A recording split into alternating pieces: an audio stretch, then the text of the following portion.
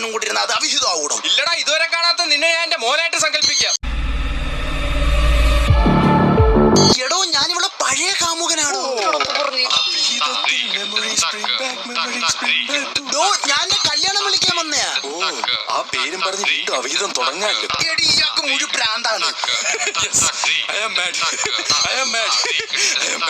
ഇങ്ങോട്ട് നിന്നെ നവദമ്പതികൾ ഇങ്ങോട്ട് ചേർന്ന് നിന്നേ. അയ്യോ, എന്നെ തേച്ചേ ഉള്ളൂ. അത് സാരമില്ല. ചേട്ടാ, ഞാനിവിടെ കൂടിക്കോട്ടെ. നീ വാ, നിനക്ക് ഞാൻ തരുന്നുണ്ട്. എന്താ ചേച്ചി സംഭവം? എടാ, നീ എന്തിനാണ് ഇപ്പൊ വന്നത്? നിന്റെ ക്യാമിയോട് ആവശ്യം എന്തോ ഇവിടെ? അല്ല, ഞാൻ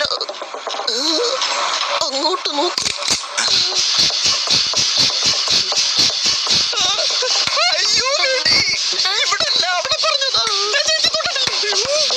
അത് പൊട്ടു. അയാളത് വെക്കുമോ? അറിയോ? നാളത്തെ പത്രങ്ങളുടെ ഹെഡ്ലൈൻ: അവിഹിതത്തിലായിരുന്ന ഭാര്യയെ മുൻ കാമുകനെ ഭർത്താവ് വെടിവെച്ച് കൊന്നു. നാളെ വന്ന് വെടിയുണ്ടാ മതിയാ. ഇന്നെനി കല്ലിക്ക് ആഭരണം എടുക്കാൻ പോണം.